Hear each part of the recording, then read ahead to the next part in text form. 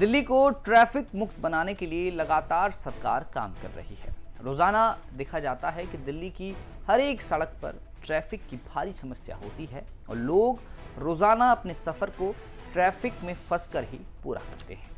लेकिन अब दिल्ली में लगातार सरकार ट्रैफिक कम करने के लिए योजनाएं बना रही है। वहीं उसी कड़ी में उत्तर पश्चिम दिल्ली के नरेला इलाके में जो भीषण ट्रैफिक लगता है उसे कम करने के लिए भी दिल्ली सरकार एक योजना लेकर आई है, जिसमें करोड़ों रुपए की लागत से एक ऐसा एक्सप्रेसवे बनाया जाएगा जिससे लोगों को काफ़ी राहत मिलेगी।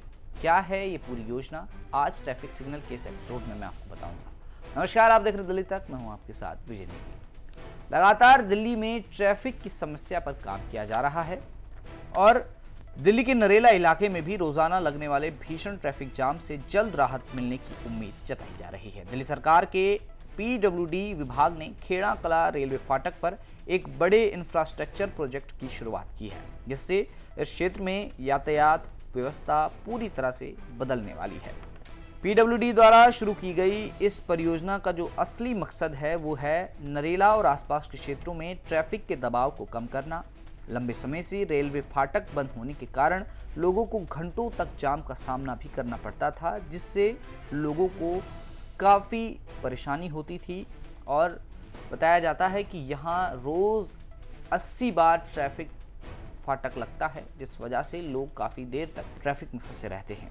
इस परियोजना के तहत एक चौड़ा 4 लेन का फ्लाईओवर बनाया जाएगा, जिससे तेज गति से गाड़ियों की आवाजाही संभव होगी। इसके साथ ही रेलवे लाइन के नीचे से गुजरने के लिए आधुनिक वाहन अंडरपास का भी निर्माण किया जाएगा, ताकि ट्रैफिक को रोके बिना आवागमन जारी रहे।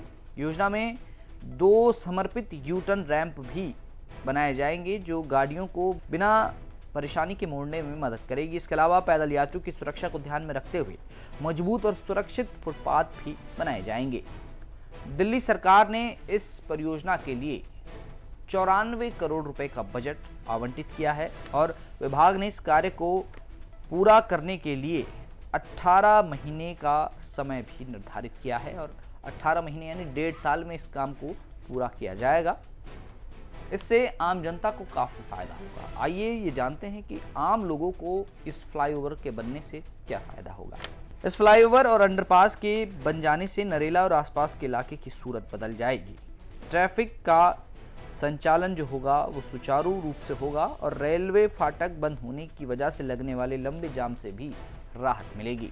यात्रा के समय में भी भारी कमी आएगी, जिससे लोग अपने डेस्टिनेशन तक आसानी से और जल्दी पहुंच पाएंगे। वैज्ञानिक तरीके से डिजाइन किए गए टर्न और फुटपाथ के कारण सड़क दुर्घटनाओं में भी कमी आ सकती है।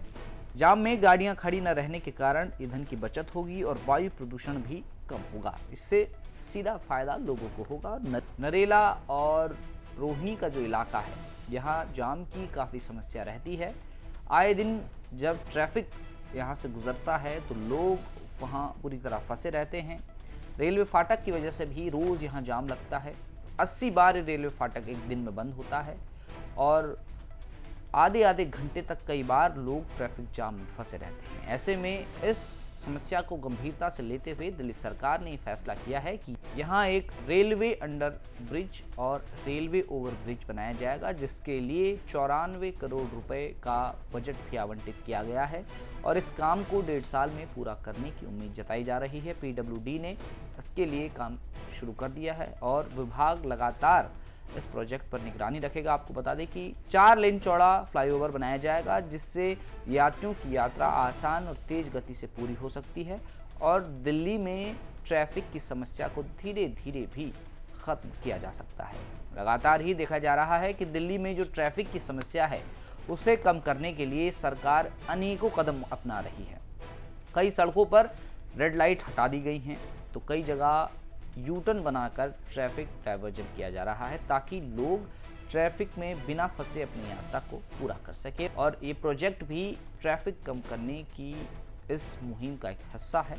अब देखना यह है कि कब तक इस प्रोजेक्ट का काम शुरू होता है और क्या तय डेडलाइन में ये काम पूरा हो पाता है या नहीं। आज ट्रैफिक सिग्नल के एपिसोड में इतना ही। दिल्ली की तमाम खबरों को जानने के लिए आप देखते रहें दिल्ली तक।